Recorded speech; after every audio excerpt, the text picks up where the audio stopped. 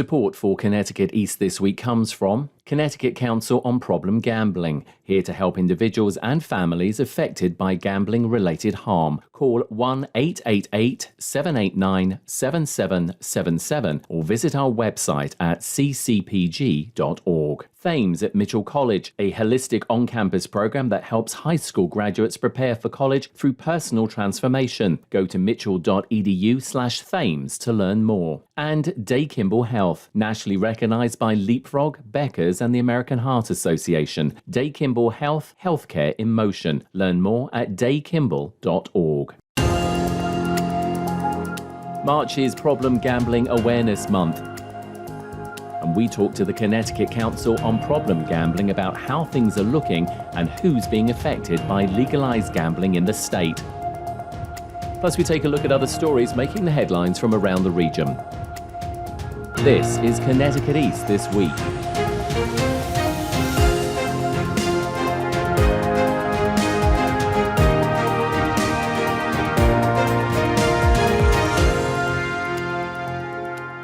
Hello, I'm Brian Scott Smith. Gambling is a multi-billion-dollar industry, not just here in the US, but around the world. And in Connecticut, gambling has been around since 1939, when the state legalized bingo. And since then, we've had a variety of different forms of gambling, from off-track betting to greyhound racing. And then in the 1990s, we saw the opening of Foxwoods and then Mohegan Sun casinos in the eastern part of the state. Despite all of this, time and technology moved on. And in October 2021, online sports betting was allowed in the state, giving anyone with a smart device or computer access to the world of betting. For many, gambling is a bit of fun, but for others, it can become a serious issue. So in this month of March, being Problem Gambling Awareness Month, I caught up with Diana Good, Paul Tarbox, and Valerie Tebbetts of the Connecticut Council on Problem Gambling to find out how gambling has impacted the state and the people who do it. And we should just say, for complete transparency, that the Connecticut Council on Problem Gambling is an advertiser on this podcast for the month of March. Joining us from the Connecticut Council on Problem Gambling is Diana Good, the Executive Director, Paul Tarbox, Director of Public Policy and Communications, and Valerie Tebbetts, the Helpline Recovery and Training Manager. To the three of you, thanks for joining us. Thank you. It's nice to be here. Thanks for having us. Thanks.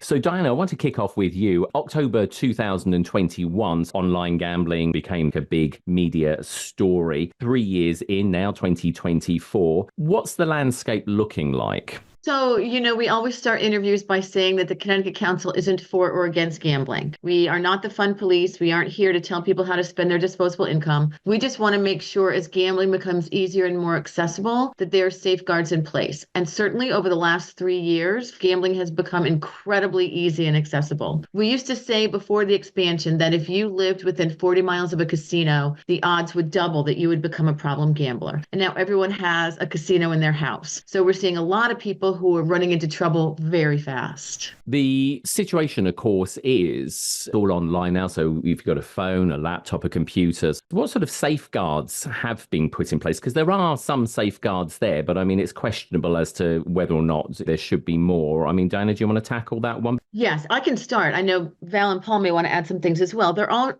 safeguards in place. You can join the self-exclusion list through the Department of Consumer Protection, which means you're blocked from all online gambling. You can go on the self-exclusion lists at Mohegan Sun, Bricks and Mortar, and Foxwoods. You can set limits within the apps where you can set limits on how much you want to spend and how much time you want to spend. Our feeling is it's kind of clunky the way the system works right now. It's not one-stop shopping. It's actually a lot of work to get onto all those self-exclusion lists. So we would like to make it easier, whether it's just statewide or regionally wise, for people to be able to exclude from everything all at once. We certainly have that technology. Paul, I want to turn to you. We're looking at a report which was compiled for the Connecticut Department of Mental Health and Addiction Services, known as DEMAS, here in Connecticut. It was undertaken by a research agency that won the contract. We're not poking holes in the report. We're just utilizing it because it is a report that DEMAS, under Connecticut law, I understand, has to have undertaken every so often. Under the social and health impacts, I'm looking at some figures here. It says gambling is not at all or not very important as a recreational recreational activity for the vast majority of people. And it said 93.5%. That said, there's still plenty of people gambling. I mean, you know, from the calls to your helpline. So do we have to be a little bit cautious about some of these figures? Well, we do have to kind of be cautious about the figures and the study itself to a degree, for the fact that, while we're really appreciative that the study was completed, it was also done very shortly thereafter the launching of online gambling. And it's also really important to mention that as of now, iLottery hasn't been launched yet, so none of those figures have been incorporated. That being said, it's not exactly a secret inside of the problem gambling community that those that are most susceptible to gambling-related harms tend to be the ones that are profited off of most in the gambling industry. So Connecticut has been fortunate to kind of have a robust problem gambling safety net that we've established. We continue to work with policymakers to make it better, but as always, we could do a better job. Piggybacking off of what Diana was talking about before, the reason a lot of those protections were actually inside of the bill was the advocacy efforts that we did. So it really kind of was something that was important for us in order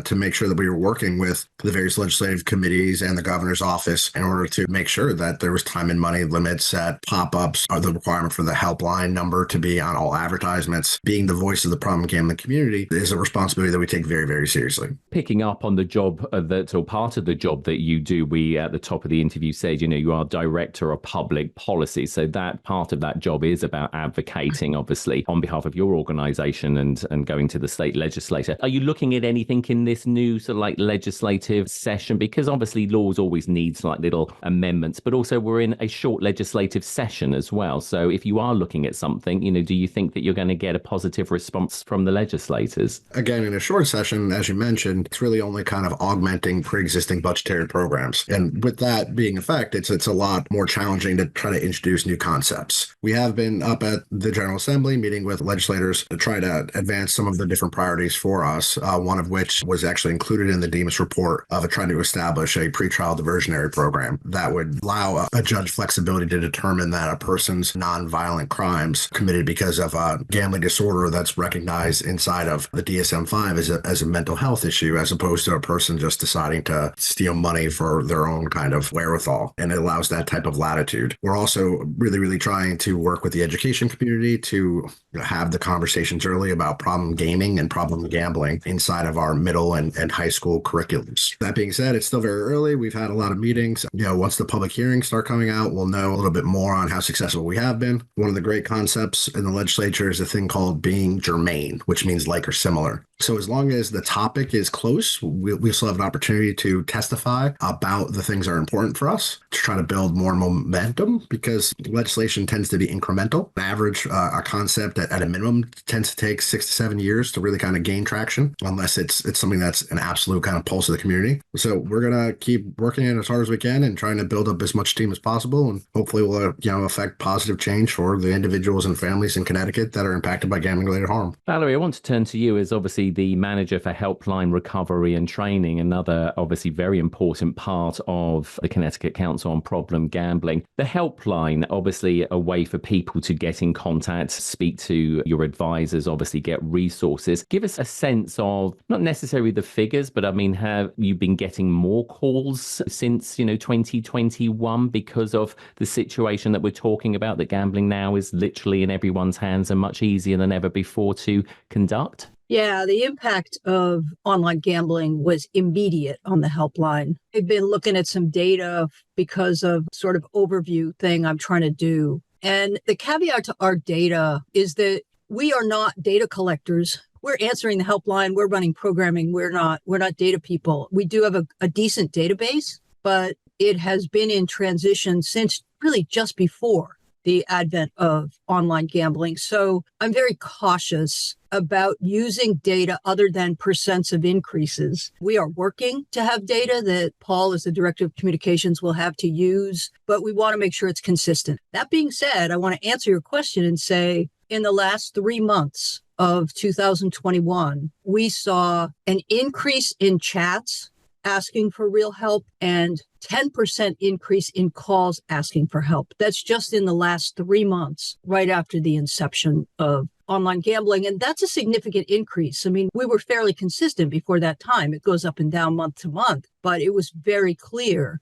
that many more people were impacted very quickly and were reaching out for help. That pattern has maintained itself over the last 2 years, which is 2022 and 2023. We did not see any drop at all. We saw an increase over 2022, a significant increase, and that increase has maintained itself basically over 2023. I can't tell you the exact percentage, but I would say that there's at least a 20% increase in people asking for help. And that addition is essentially the difference between people asking for help from an online gambling issue. The percentages of people gambling online, they go up and up and up. They never go down. I'm guessing we're seeing a situation here in Connecticut no different to other states that have allowed this, before we started the online thing. I mean, Diana, perhaps you can talk a little bit about that. I mean, you clearly, I'm sure as an organization, I'm guessing, do look at the other states, around us who also allows gambling in some sort of form. I mean, is Connecticut sort of following that trend, or are we sort of like in some way different to the trends that you see in other states? Connecticut is definitely following the trends. I also wanted to just add one thing about the data collection. We've always collected data on our helpline calls, but previously to having this staff, the calls were answered by a call center in Canada. Then they moved to somewhere else. I'm not exactly sure where the call center was, but they didn't keep the data that we wanted. Less successful in transferring people into the treatment services that we have in Connecticut. So we made a huge effort to make sure that all of the helpline calls in Connecticut are answered by a Connecticut Council on Problem Gambling person. So a lot of times that's Val, sometimes it's me and Paul, a lot of times it's Caitlin, and we've had enormous success with that. So it isn't that we haven't collected the data, it's that we want to make sure we're getting the data that we want, and now we have complete ownership of what's going on. So if you in Connecticut feel like you have a problem with gambling, whether it's you or someone you love and you want to talk about that, when you call, you get one of us. You don't get a call center anywhere else. So I think that's one of the things that has made our whole system really successful. And Val knows all the treatment people. We can get you in treatment quickly. So that's a really big deal that's made Connecticut very successful. So although we're seeing the same trends about people calling and people running into problems with online gambling, not just sports, but casinos, one of the things that's great about Connecticut is the access to treatment and the fact that CCPG people are answering that phone.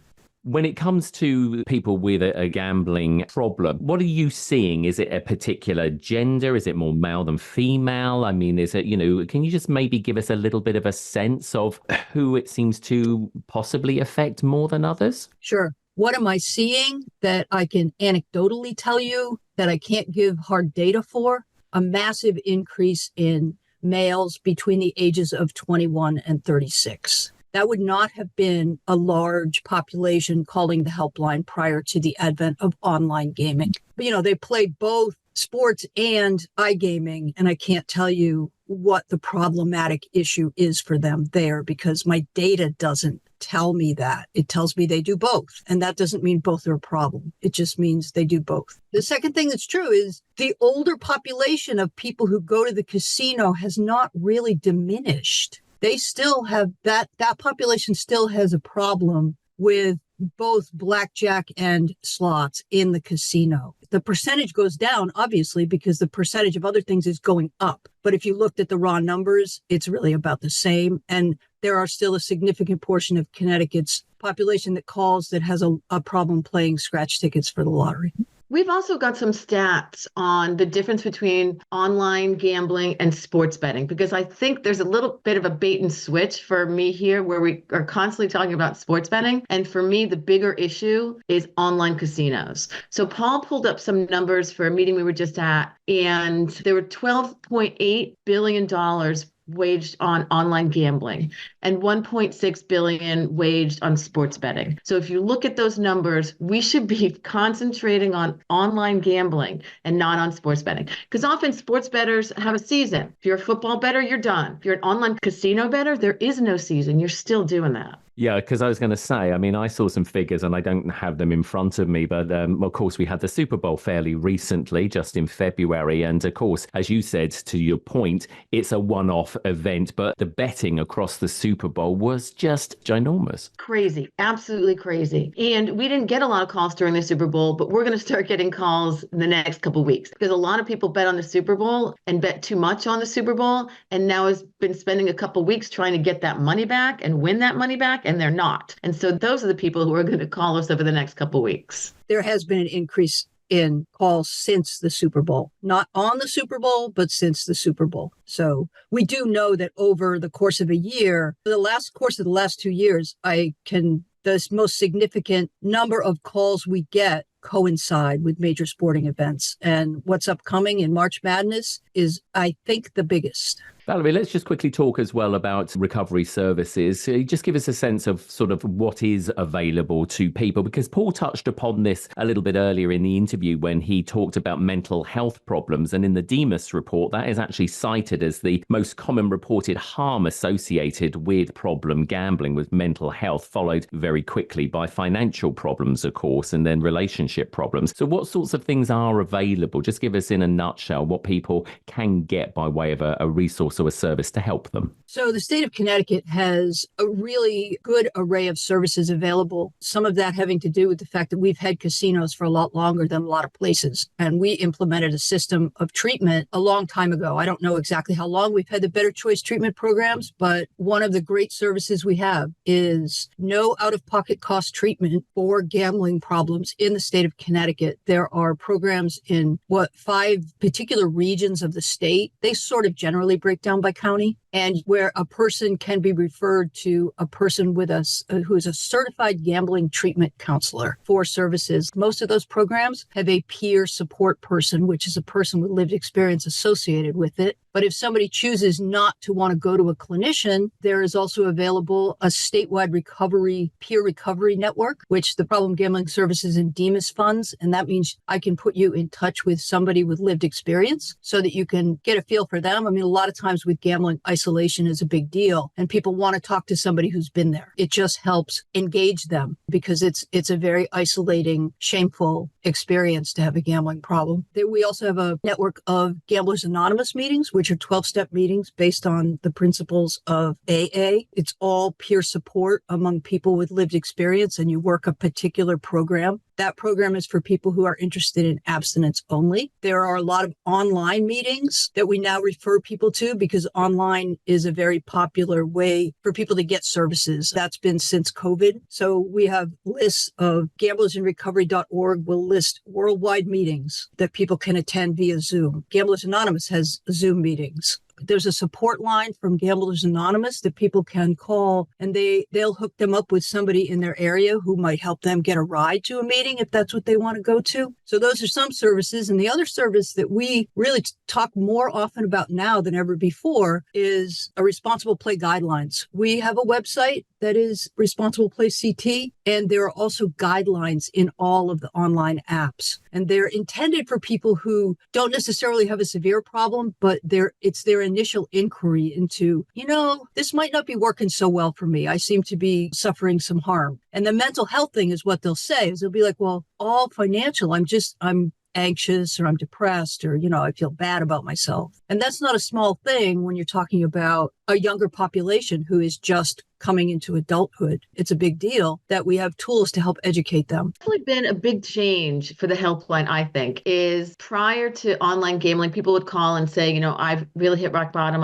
I really need to talk to someone about my problem gambling. And now we'll get calls from people who say, I do not have a problem gambling, but I'm really starting to go that way. I can see this is a problem for me. I can see I'm doing too much gambling. I can see that I'm running into trouble. And then we can direct them to that responsibleplayct.org website. And we can really talk to them about how to set limits, how to have guidelines. And that's really been empowering for all of us. Dinah, I just want to give you the final word and thank you, the three of you, for talking us through this today. In an ideal world, we know that gambling isn't going to go away. I mean, gambling's been around for a very long time in various forms. I mean, even if you do bingo, it's a form of gambling. But in an ideal world, Diana, what would be, say, the one or two things that you would like to see as we move forward that possibly either comes from the industry or comes from the state that would be good things to have to help reinforce the guardrails? For it to be a little bit of a fair fight. There's some things that the gambling industry will say on their ads that we don't believe are true. They'll say things like gambling is a risk-free activity. It's not. They're also offering free samples. If you set up an account with FanDuel or DraftKings, they'll populate it with $50 or $100. I've often said we legalize cannabis the same time that we legalize online gambling. If the dispensaries were saying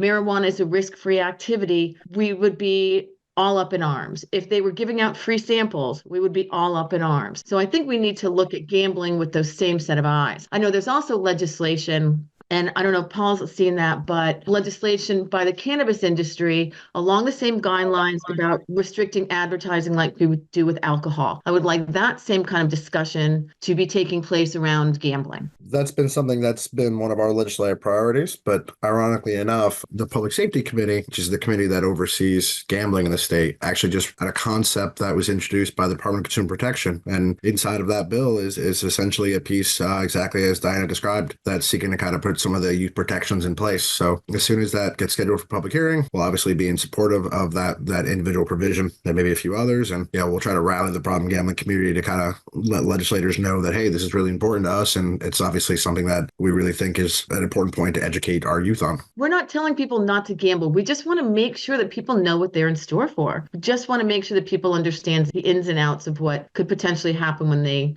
decide to open online accounts. Absolutely. Well, Diana Good, Valerie Tebbets, and Paul Tarbox from the Connecticut Council on Problem Gambling. Again, thanks for joining us, giving us an update on the situation and the work, the valuable work that all of you are doing. And obviously, as you say, Paul, the advocacy that continues to happen behind the scenes to make sure that at the end of the day, we're not going to see gambling disappear, but to try and make it as safe and as fair as possible, as you say, for everybody, but also to make sure that there are services in there for people who decide that that's something that they want to get involved in. To the three of you, thank you again for being on the podcast. Thank you. Thanks for having us. And if you or someone you know has been impacted by gambling and need help or resources, then you can contact the Connecticut Council on Problem Gambling at their website, ccpg.org, or call their helpline at 1-888-789-7777.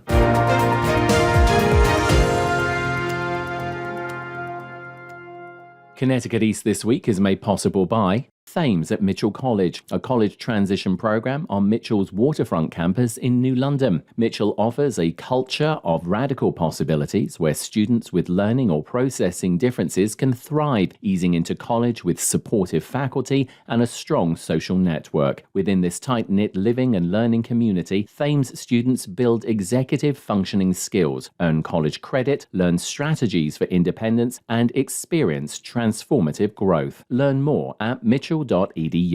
And it's time for the quiet corner to make some noise. Some Day Kimball Health noise. Largest employer in our region kind of noise. Day Kimball Health serves more than 125,000 people.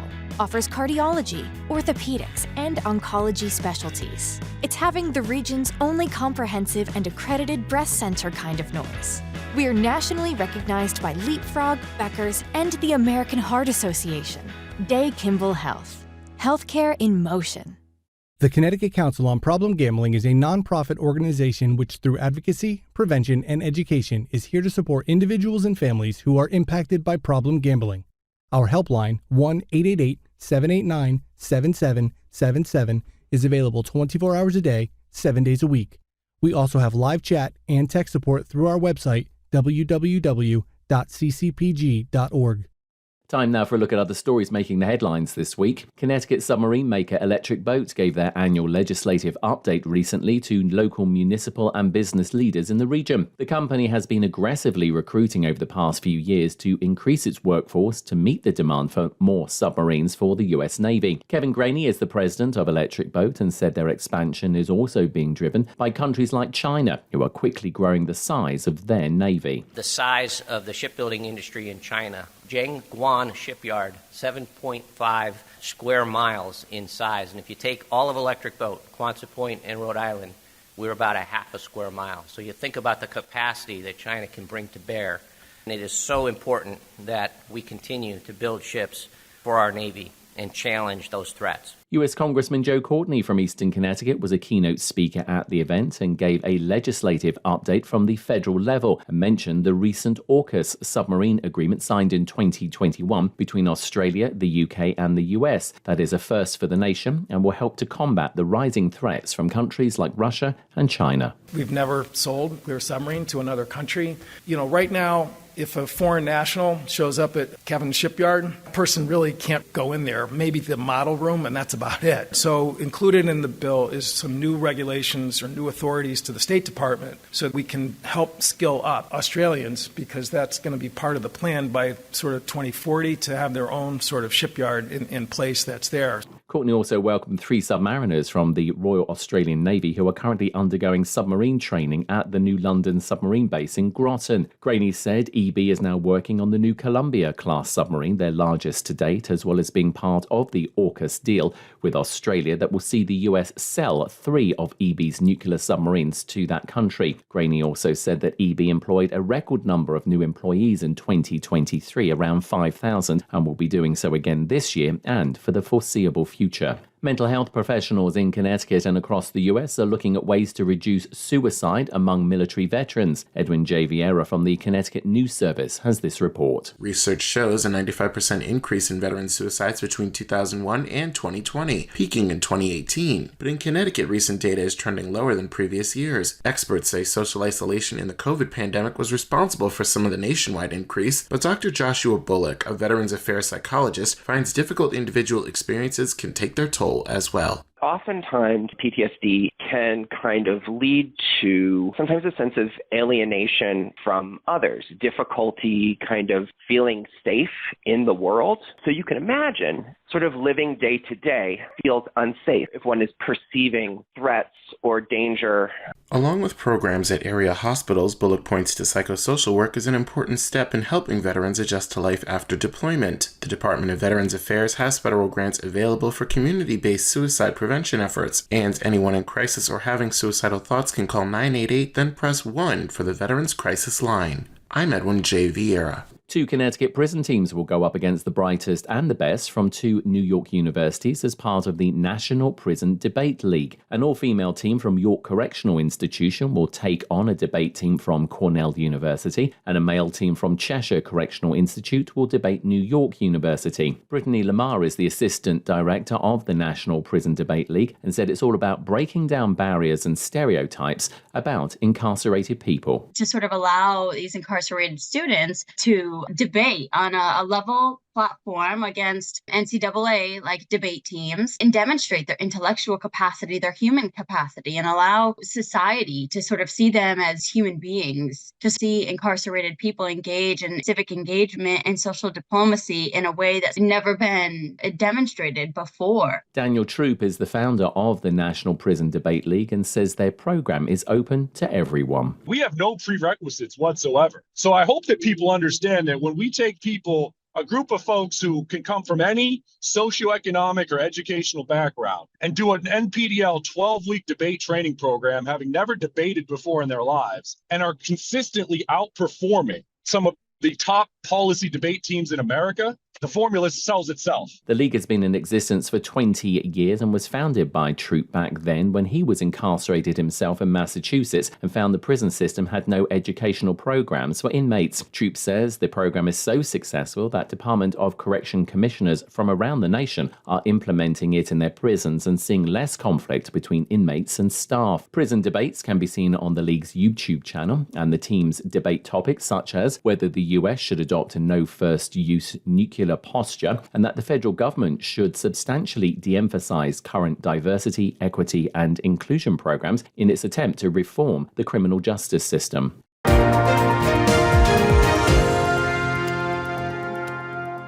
That's all from us for this edition. Do send us your questions and story ideas to the show via our website at connecticut-east.com or Facebook or Twitter at Connecticut East and on Instagram at Connecticut East This Week. And you can listen to the show again on our social platforms, on demand, and by asking your smart speaker to play Connecticut Eats This Week podcast. And please like, follow, and share on your social media too. I'm Brian Scott Smith. Thank you for listening.